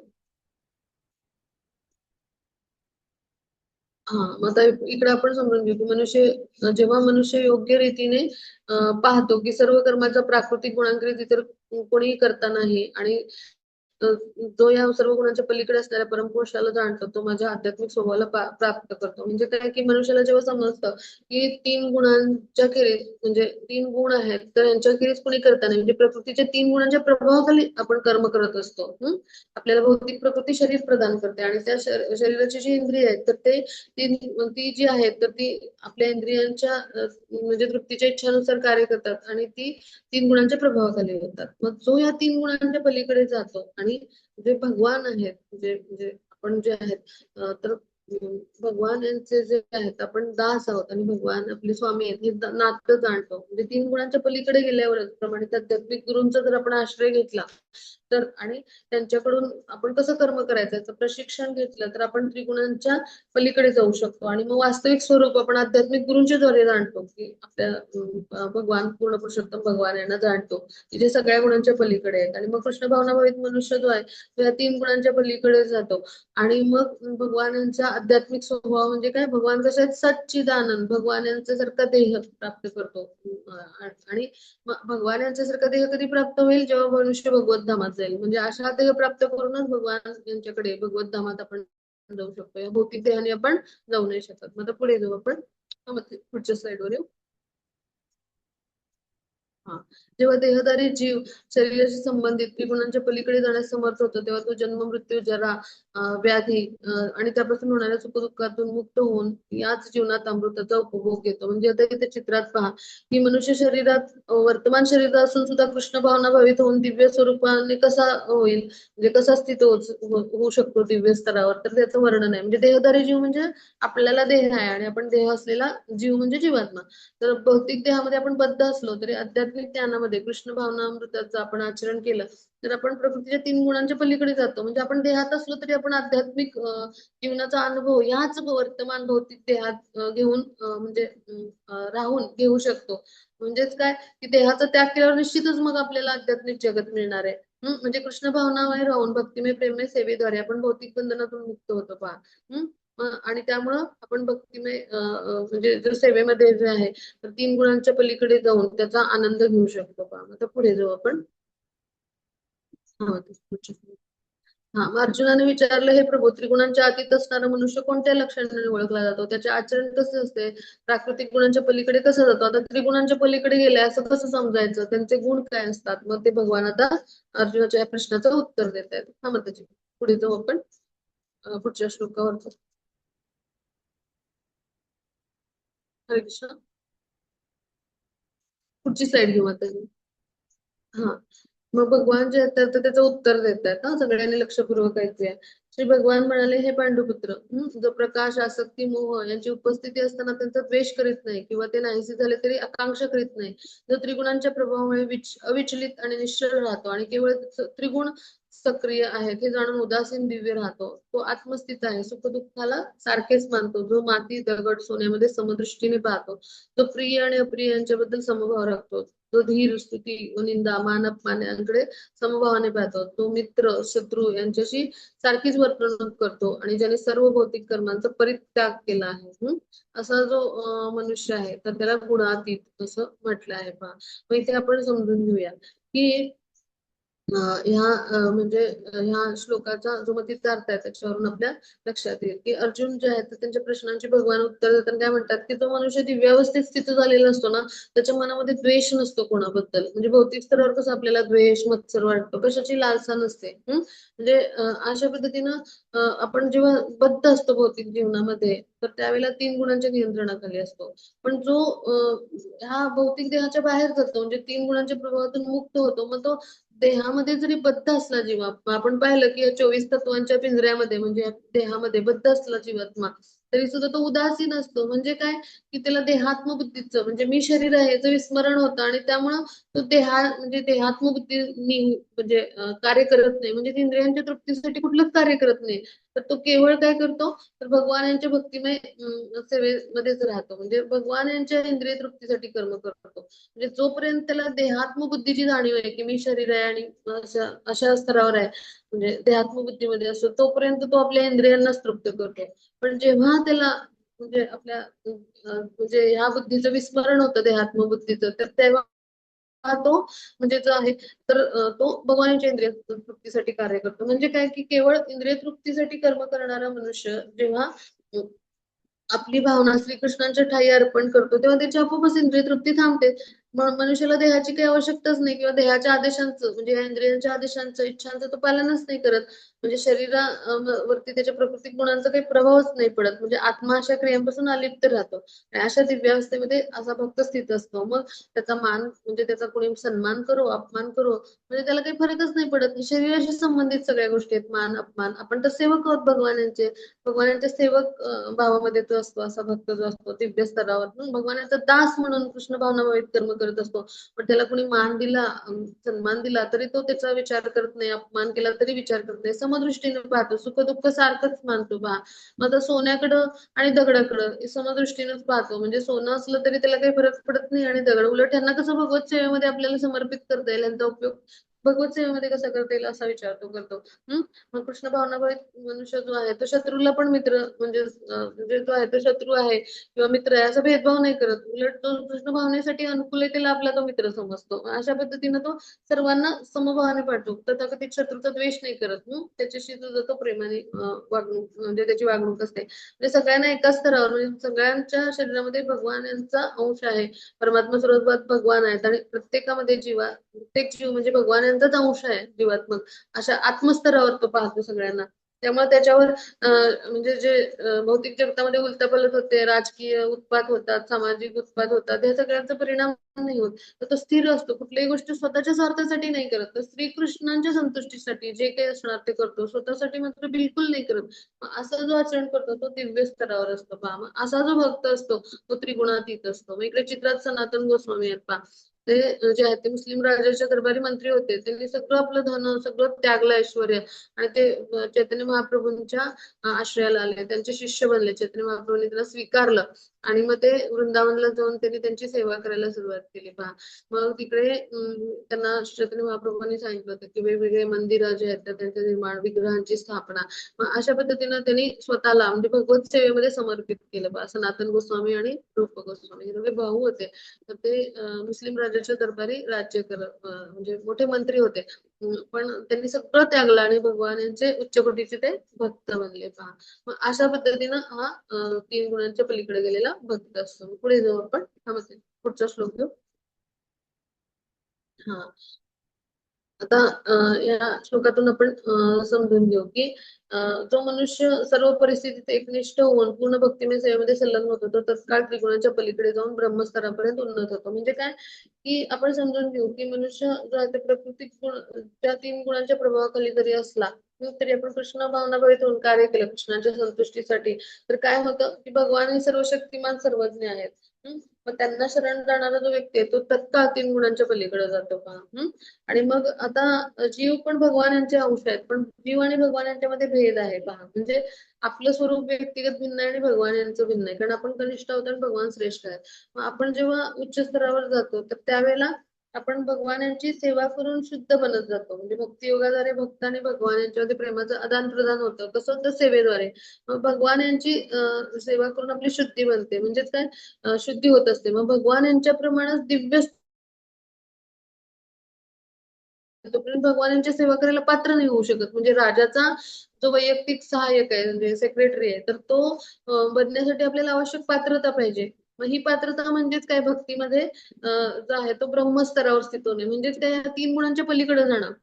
मग हा जो भक्तीमधला ब्रह्मस्तर आहे मग ह्या स्तरावर एकदा आपण गेलो म्हणजे भगवान यांच्याशी आपण एकरूप झालो म्हणजे ब्रह्मस्तरावर एकरूप म्हणजे गुणांनी आपण समान आहोत या स्तरावर म्हणजे गुणांच्या स्तरावर एकरूप होणं म्हणजे भगवान यांच्यासारखं गुण आपल्यामध्ये येतात या स्तरावर जाणं. मग ह्याला म्हणायचं प्राप्ती. म्हणजे अशा ब्रह्मस्तरावर एकदा जीवात्मा गेला की तो आपलं ब्रह्मस्वरूप कधीही गमावत नाही. मग यासाठी काय म्हणलंय की असा जो भक्त आहे तो ब्रह्मस्तरापर्यंत उन्नत होतो. मग असे जे शुद्ध भक्त असतात भगवान यांचे तर ते असे ब्रह्मस्तर वरती पोहोचलेले असतात आणि म्हणून ते भगवानाची भक्तिमय प्रेममय सेवा एकनिष्ठ म्हणजे राहून भक्तीमध्ये संलग्न राहून करत असतात. आता पुढे जाऊ आपण आपला शेवटचा श्लोक घेऊ. आणि परमसुखाची स्वाभाविक स्थिती असणाऱ्या अमृत अव्यय शाश्वत निर्विशेष ब्रह्मज्योतीचा आधार मी आहे असं म्हणतात भगवान. म्हणजे काय की ब्रह्माचं स्वरूप जे आहे म्हणजे भगवान जे आहे तर यांच्या अनुभूती 3 स्तरावर होतात. म्हणजे अमृत म्हणजे काय की जन्ममृत्यूच्या पलीकडे असा त्याचा अर्थ आपण घेऊ.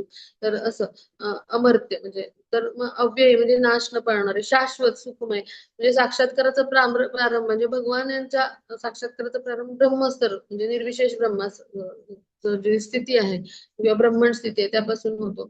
दुसरी स्थिती म्हणजे परमात्मा स्तरावरची अनुभूती आणि तिसरी म्हणजे पुरुषोत्तम भगवान यांची अनुभूती म्हणजे अंतिम अनुभूती. निर्विशेष ब्रह्म किंवा परमात्मा हे दोन्ही सुद्धा परमपुरुष म्हणजे भगवान जे आहेत तर त्यांच्यावर आश्रित आहेत बरोबर ना. म्हणजे जर आपण टॉर्चचा उजेड पाडतो तर तिथे प्रकाश जो आहे तो टॉर्च कडून येतो. मग अशाच पद्धतीने मुख्य स्रोत पण आहेत भगवान आहेत.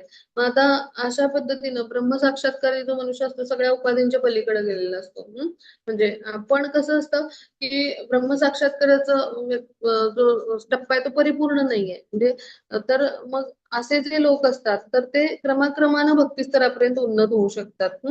पण जे ब्रह्मस्तरावर असतात म्हणजे असे मनुष्यांनी सुद्धा भगवान यांची म्हणजे भक्तिमय प्रेममय सेवा करून प्रगती नाही केली तर त्यांना भगवान यांची अनुभूती नाही होत. म्हणजे अशा पद्धतीने त्यांची शुद्धी नाही होत पूर्णपणे. म्हणजे ब्रह्मस्तरावर आढळून राहून जर भगवत भक्तीमध्ये संलग्न नाही झालं तर पुन्हा त्याचं पतन होतं पहा.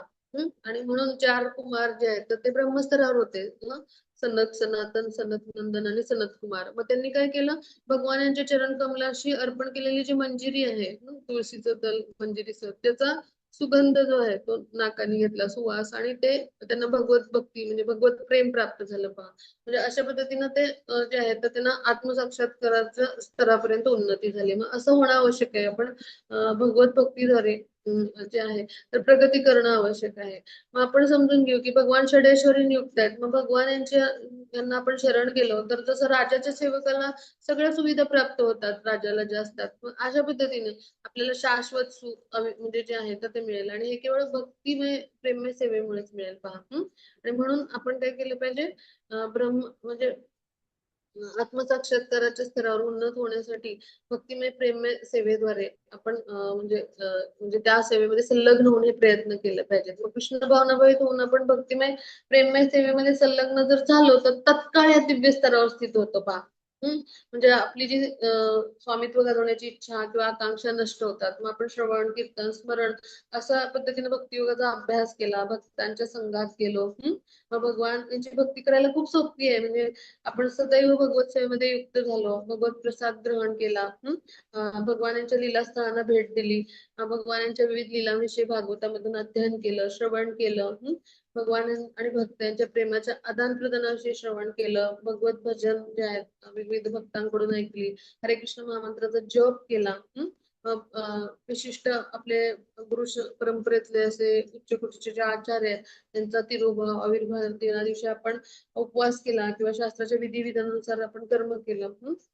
मोठमोठ्या उत्सवांना आपण मंदिरात सेवा दिल्या, घरी सेवा दिल्या. म्हणजे गुरूंच्या मार्गदर्शनानुसार कार्य केलं तर निश्चितच काय होईल, आपण ब्रह्मस्तरावर स्थित होऊ. म्हणजेच काय की गुणात्मक दृष्ट्या आपण समान आहोत भगवान यांच्याशी, ब्रह्मस्तरावर आहोत म्हणजे.